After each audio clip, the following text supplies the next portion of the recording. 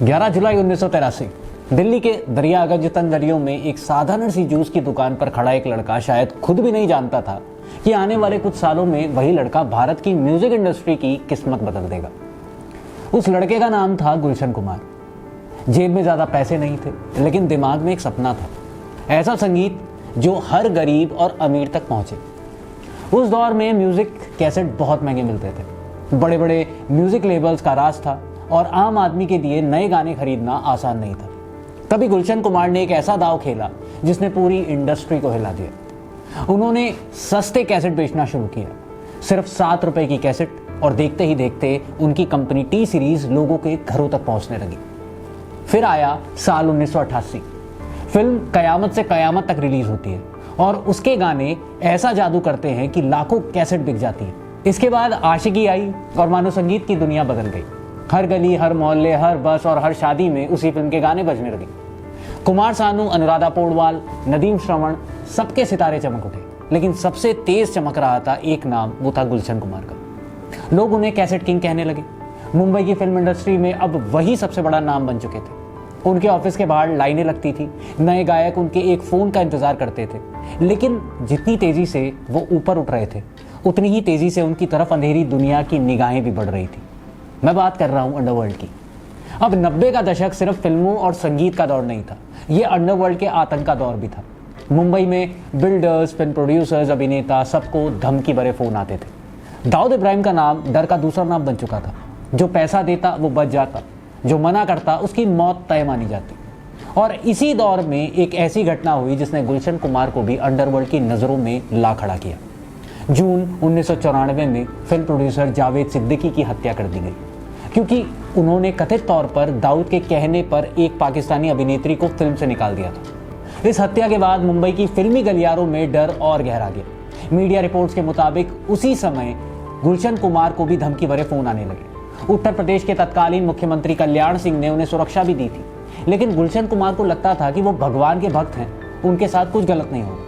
वो हर सुबह मंदिर जाते, पूजा करते, दान करते, वैष्णो देवी में लंगर चलवाते, जो आज भी वैष्णो देवी में चलता आ रहा। अब उन्हें शायद अंदाजा नहीं था कि मौत धीरे धीरे उनके बेहद करीब आ चुकी थी। फिर आया साल 1997।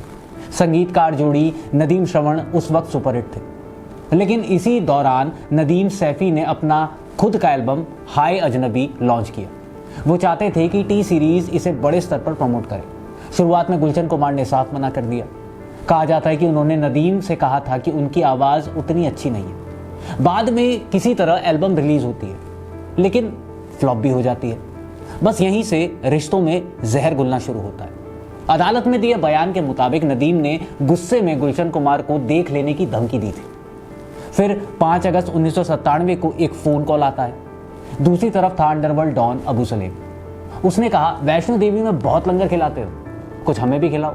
मतलब साफ था, 10 करोड़ रुपए दो और अपनी जान बचाओ। गुलशन कुमार ने इनकार कर दिया। कुछ दिन बाद फिर फोन आता है। इस बार धमकी और ज्यादा खतरनाक थी। उन्हें कहा जाता है कि तुम अंडरवर्ल्ड को हल्के में ले रहे हो, लेकिन इसके बावजूद गुलशन कुमार पुलिस के पास नहीं गए। दोस्तों ने समझाया, लेकिन उन्हें भरोसा था कि शायद कुछ नहीं होगा, शायद भगवान उन्हें बचा लेंगे। मगर मुंबई की अंधेरी दुनिया में उस समय भगवान से ज्यादा ताकत बंदूकों की थी और मौत अब उनकी तरफ तेजी से बढ़ रही थी। 12 अगस्त 1997 मंगलवार की सुबह लोखंडवाला कॉम्प्लेक्स की सड़कें रोज की तरह शांत थी। सफेद कुर्ते पैजामे पहने गुलशन कुमार अपनी मैरून मारुति एस्टीम से उतरते हैं। हाथ में पूजा की थाली थी। वो सीधे जीत नगर के उस छोटे शिव मंदिर की तरफ बढ़ते हैं जिसे उन्होंने खुद बनवाया था। मंदिर में महंगी टाइल्स लगवाई थी। रोज वहां पूजा वो करने आते थे। आसपास के लोग उन्हें देखकर हाथ जोड़ते थे। लेकिन उस सुबह मंदिर के बाहर 3 और लोग खड़े थे और उनकी नज़र सिर्फ एक इंसान पर थी। ये तीनों कई दिनों से गुलशन कुमार की दिनचर्या देख रहे थे और धीरे धीरे रेकी भी कर रहे थे। उन्हें पता था कि वो कब घर से निकलते हैं, कब मंदिर पहुंचते हैं, कब बाहर आते हैं। मंदिर के अंदर पूजा खत्म होती है। घड़ी में करीब 10:40 हो रहे थे। गुलशन कुमार मंदिर से बाहर निकले। कुछ कदम ही चले थे कि अचानक उनकी कनपट्टी पर ठंडी धातु जैसी चीज़ महसूस होती। उन्होंने पलटकर देखा, नीली जीन्स और लंबे बालों वाला एक युवक रिवॉल्वर ताने खड़ा था। गुलशन कुमार घबराकर बोले, ये क्या कर रहे हो? जवाब आता है, बहुत कर ली पूजा, अब ऊपर जाकर करना। और अगले ही सेकंड गोली चल जाती है। पहली गोली उनके माथे को छूती है और निकल जाती है। वो दर्द से जमीन पर गिर पड़ते हैं। पूजा की थाली बिखर जाती है, फूल प्रसाद जल सब सड़क पर फैल जाता है। लेकिन मौत अभी रुकी नहीं थी। घायल हालात में गुलशन कुमार उठे और जान बचाने के लिए भागने की कोशिश करने लगे। वो पास के एक घर की तरफ दौड़े, दरवाजा पीटा, मदद मांगी, लेकिन अंदर मौजूद महिला डर के मारे दरवाजा खोल नहीं रही थी। फिर वो दूसरे घर की तरफ भागे। वहां भी कोई बाहर नहीं आया।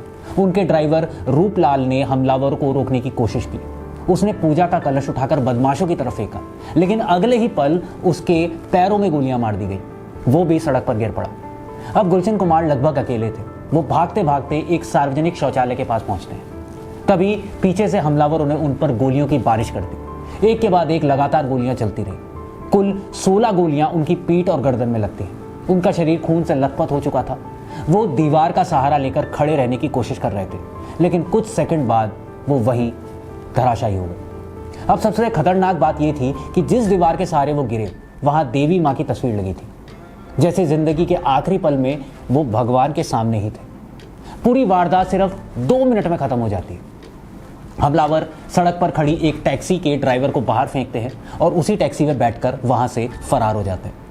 आधे घंटे बाद पुलिस पहुंचती है। घायल गुलशन कुमार को कपूर अस्पताल में ले जाया जाता है, लेकिन तब तक बहुत देर हो चुकी होती है। डॉक्टर उन्हें मृत घोषित कर देते हैं। खबर फैलती है, पूरी फिल्म इंडस्ट्री पे सन्नाटा छा जाता है। लोग विश्वास नहीं कर पा रहे थे कि जिस इंसान ने हजारों लोगों को काम दिया, संगीत को नई पहचान दी, वो दिन दिहाड़े मुंबई की सड़कों पर इस तरह मारा गया। मीडिया रिपोर्ट्स में छोटा राजन का बयान सामने आता है, जिसमें उसने कहा कि हत्या के पीछे अब्बू सलेम और दाऊद इब्राहिम का हाथ है। मुंबई में डर का माहौल और गहरा जाता है। अब हर फिल्म प्रोड्यूसर, हर अभिनेता समझ चुका था कि अंडरवर्ल्ड सिर्फ धमकी नहीं देता, वो अपनी धमकी पूरी भी करता है। गुलशन कुमार की मौत के बाद मुंबई पर जबरदस्त दबाव था। देश भर में लोग जानना चाहते थे कि आखिर कैसेट किंग को किसने मारा। पुलिस ने जांच शुरू की तो कहानी धीरे धीरे खुलने लगती है। जांच में पता चलता है कि मई 1997 में दुबई में एक गुप्त मीटिंग हुई थी। जगह थी दाऊद इब्राहिम के भाई अनीस इब्राहिम का ऑफिस। वहां मौजूद थे अनीस, अब्बू सलेम और कुछ अन्य गैंगस्टर। इसी मीटिंग में कथित तौर पर फैसला होता है कि गुलशन कुमार की हत्या करके फिल्म इंडस्ट्री को एक संदेश दिया जाना चाहिए। इसके बाद शूटर हायर किए जाते हैं। इनमें असद राउफ उर्फ दाऊद मर्चेंट और उसका भाई अब्दुल राशिद शामिल थे। पुलिस ने बाद में इन्हें गिरफ्तार कर लिया। चार्जशीट में कुल 19 लोगों के नाम थे। इनमें अब्बू सलीम, नदीम सैफी और टिप्स कंपनी के मालिक रमेश तौरानी तक का नाम शामिल था। पुलिस का दावा था कि हत्या के लिए 25 लाख रुपए की सुपारी दी गई थी, लेकिन अदालत में सबूत साबित करना आसान नहीं था। कई गवाह पलट गए, कई लोग डर गए। साल 2002 में पहला बड़ा फैसला आता है। दाऊद मर्चेंट को उम्र कैद होती, लेकिन बाकी कई आरोपी सबूतों के अभाव पर छोड़ दिए जाते हैं। रमेश तौरानी को अदालत में बरी कर दिया जाता है। दूसरी तरफ नदीम सैफी भारत छोड़कर लंदन भाग चुका होता है। भारत सरकार ने उसके प्रत्यर्पण की कोशिश की, लेकिन ब्रिटिश अदालत ने कहा कि उसके खिलाफ पर्याप्त सबूत नहीं है। बाद में नदीम ने ब्रिटिश नागरिकता ले ली और फिर कभी भारत नहीं लौटा। अब सवाल था अब्बू सलीम का। उसे 2005 में पुर्तगाल से भारत लाया गया। लोग सोच रहे थे कि अब गुलशन कुमार हत्याकांड में बड़ा खुलासा होगा, लेकिन यहां कहानी ने सबसे अजीब सा मोड़ ले लिया। भारत और पुर्तगाल के बीच हुए समझौते के मुताबिक अब्बू सलेम पर सिर्फ उन्हीं मामलों में मुकदमा चलाया जा सकता था जिनकी अनुमति पुर्तगाल ने दी थी, और उसी सूची में गुलशन कुमार हत्या केस शामिल ही नहीं था। यही वजह थी कि अदालत ने जब भी इस केस की सुनवाई होती, अब्बू सलीम के नाम के आगे एब्सेंट लिखा जाता, जबकि वो उसी मुंबई के आर्थर रोड जेल में बंद था।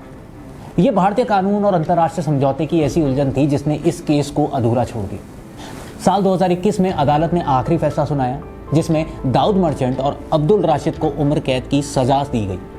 अदालत ने माना कि हत्या अब्बू सलीम और नदीम सैफी के कहने पर करवाई गई थी, लेकिन तकनीकी कारणों और सबूतों की अभाव के चलते पूरा न्याय कभी होता हुआ नहीं दिखा। आज भी जब लोग इस केस को याद करते हैं तो एक सवाल जरूर उठता है कि अगर गुलशन कुमार पुलिस सुरक्षा लेते, अगर वो धमकियों को हल्के में ना लेते, तो क्या वो बच सकते थे?